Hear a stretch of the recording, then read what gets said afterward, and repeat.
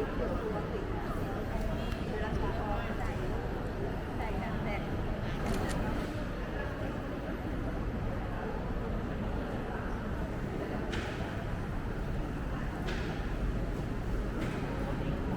แล้วคุณดูตั้งใจและสิ่งขออนุญาตกล่าวนำนะครับขอเรียนเชิญบูชาทิอาสัตตาเนนะพุทธังปูเชมะอิมินาสตาเนนะธัมมังปูเชมะอิมินาสตาเนนะสังฆังปูเชมะอะระหังสวะ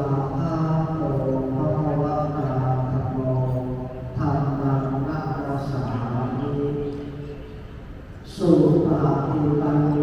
ภะคะวะโตสาวกสังโฆสังฆังนัมมามิภะคะวะโตอะระหะโตสัมมาสัมพุทธัสสะนะโมตัสสะภะคะวะโตอะระหะโตสัมมาสัมพุทธัสสะนะโมตัสสะภะคะวะโตอะระหะโตสัมมาสัมพุทธัสสะ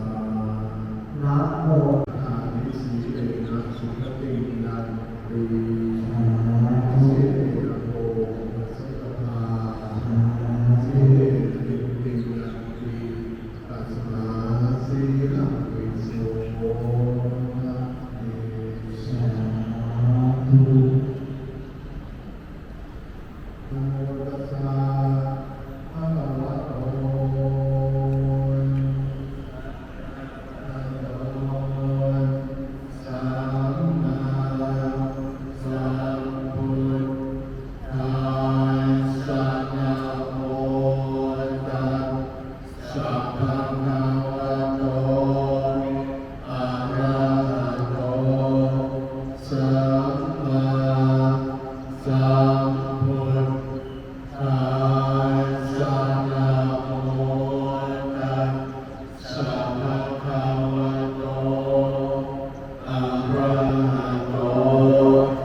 สัมมา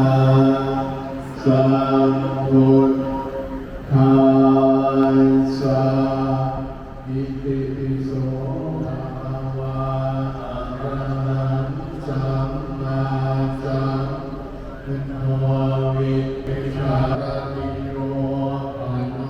ชารังโตเทตังโลอาวุสานสมาธิปิตาสาวกครี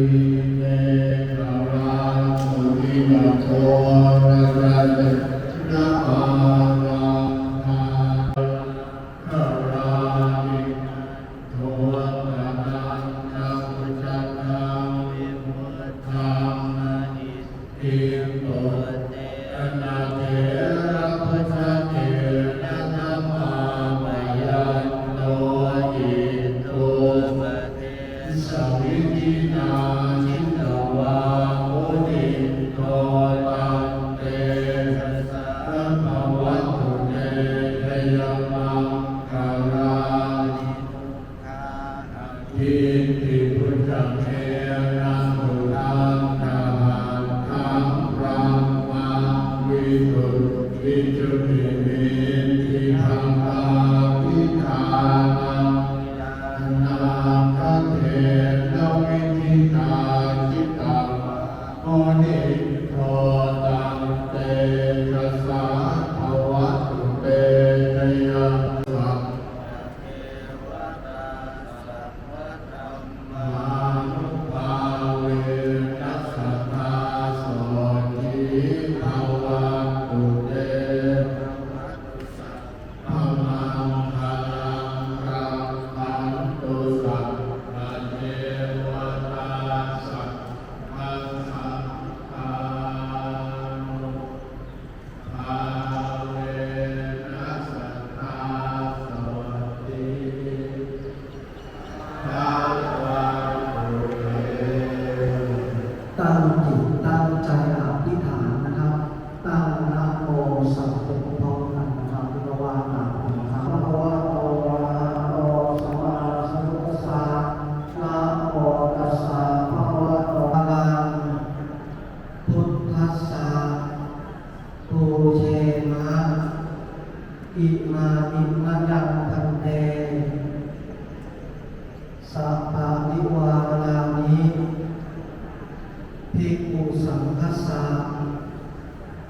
โนชยามะสาธุโนพันเตทั้งหลายขอน้อมถวายมะอาภาอาหารกับทั้งของที่เป็นบริวารทั้งหลายเหล่านี้สู่สงฆ์จงรับมะอาภาอาหาร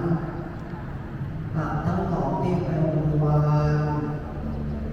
ทั้งหลายเหล่านี้ขอข้าพเจ้าทั้งหลายเพื่อประโยชน์เพื่อความสุขเพื่อความเจริญแก่ข้าพเจ้าทั้งหลายขออุทิศส่วนกุศลผลบุญที่ทำในวันนี้ขออุทิศให้ผู้วายชนทั้งหลาย สาธุ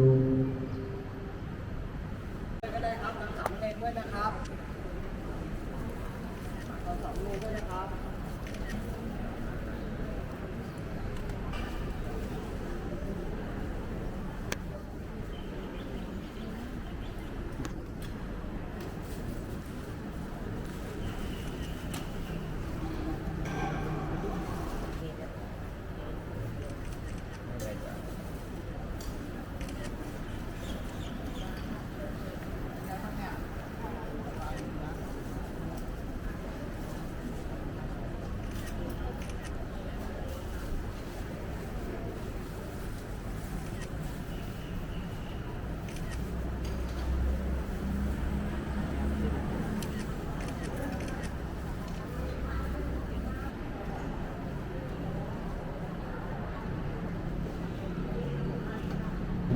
เนวะตวายะมะทายะมังกนายะปุสนายะ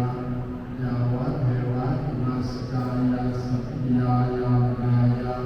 วิหิตุระยาพระตยยานวะหายะอิติปรานังเวทนังไวรังภาวิโนจะเวทนังสุขะเมตามิยาปาจิเมภวิสติโนวะ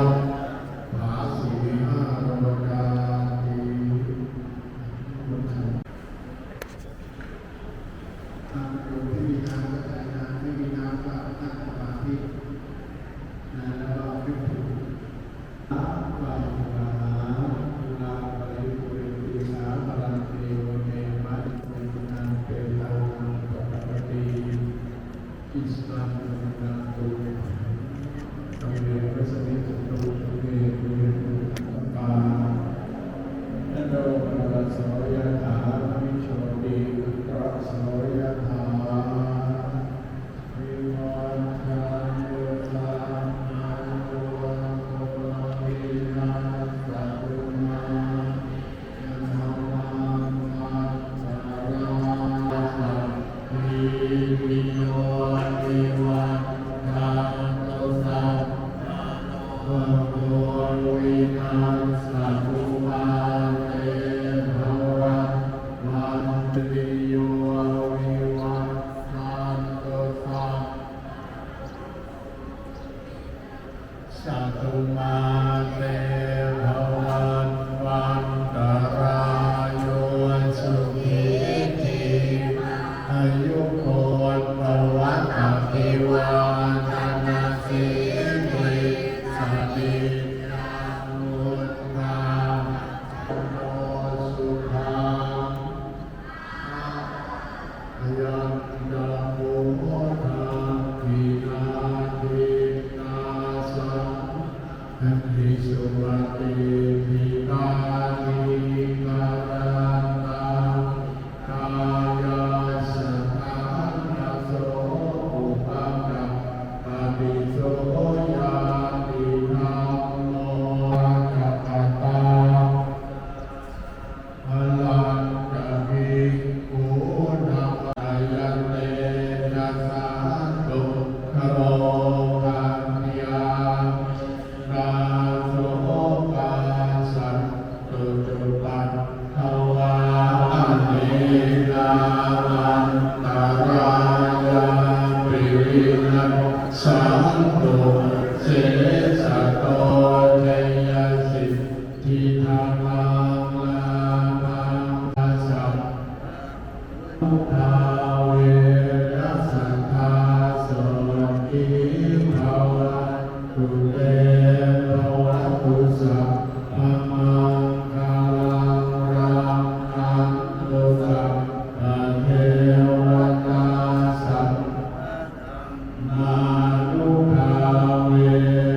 สัทธา